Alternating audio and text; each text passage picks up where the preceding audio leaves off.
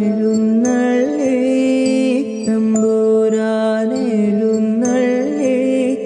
കാവിൻ കോവിലകത്തിൻ പൂമുഖത്ത്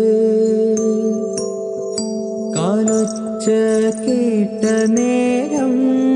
തമ്പുരാൻ മെല്ലെ നോക്കി ആരില്ലെന്നു തരം ബാക്കിയാ